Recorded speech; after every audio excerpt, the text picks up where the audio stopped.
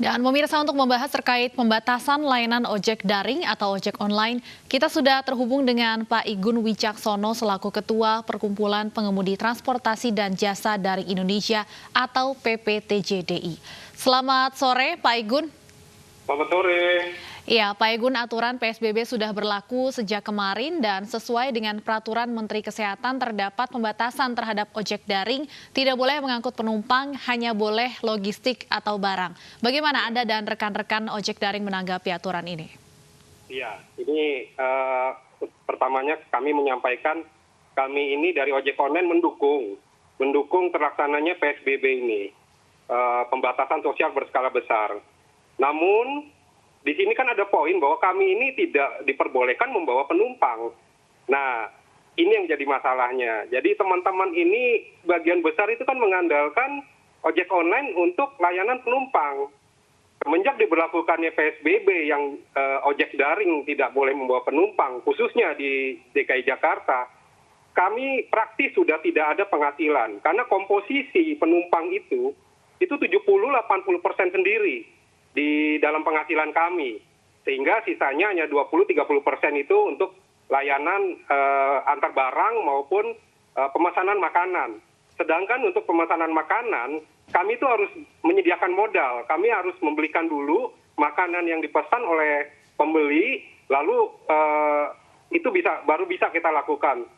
Sedangkan saat ini kita sudah sama sekali tidak punya modal untuk hal pemesanan makanan, seperti itu. Baik, penurunan pendapatan ini Pak Igun, apakah sejak diberlakukannya PSBB atau sebelum ini pun juga sudah mulai mengalami ada penurunan? Ya, pra PSBB pada saat sudah kegiatan masyarakat dirumahkan memang kita sudah menurun sampai 50%. Nah ini kita tadinya berharap tidak ada pembatasan atau tidak ada pelarangan untuk penumpang. Karena tidak dibatasi saja penumpang atau tidak dilarang aja penumpang, kami sendiri sudah sangat kesulitan dapat penumpang.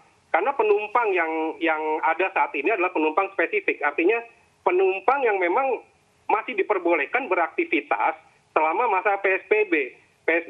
Contohnya tenaga medis maupun perawat dan tenaga pelayanan lainnya yang masih diperbolehkan untuk bisa aktivitas selama PSBB. Itu penumpang kami. Mereka juga mengeluhkan kepada kami karena semenjak diberlakukannya ojek online tidak boleh membawa penumpang, mereka kesulitan untuk transportasi. Jadi kami mohon kepada pembuat kebijakan agar bisa merevisi, agar bisa mengizinkan kembali ojek online ini bisa membawa penumpang. Karena kami juga ingin ada peran bisa mengantarkan penumpang yang memang penumpang tersebut beraktivitas untuk pelayanan selama masa PSBB. Oke, tadi untuk penurunan 50% ini sejak wabah virus corona merebak namun masih bisa mengangkut penumpang. Bagaimana dengan kemarin dan hari ini saat PSBB sudah diterapkan, kira-kira berapa penurunan yang dialami saat ini? Ya, komposisi dari penumpang ini kan 70-80%. Sudah pasti 70-80% kami sudah tidak ada penghasilan. Hanya tinggal 20% atau 30%. Jadi kalau secara nilai rupiah itu hanya sekitar 30.000, hanya 20.000, 30.000 rupiah. Itu pun udah sangat sulit saat ini untuk mendapatkan.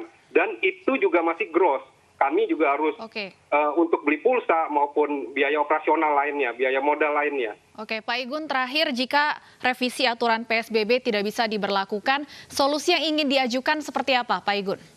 Ya, apabila tidak bisa dilakukan, kami ingin ada kompensasi dari pemerintah maupun dari perusahaan aplikasi yang selama ini kami juga besarkan. Jadi mereka juga harus pikirkan mengenai kami. Dan kami juga ingin pemerintah memberdayakan kami. Seperti jadikan kami relawan untuk menyampaikan bantuan-bantuan sosial, ataupun dari Kemenkes, jadikan kami relawan untuk bisa mengantar seperti tenaga medis, tenaga kesehatan yang ada di Jakarta ini. Baik, terima kasih Pak Igun sudah berbincang bersama kami di iNews. Semoga bisa ditemukan solusi yang bisa menguntungkan bagi kedua belah pihak.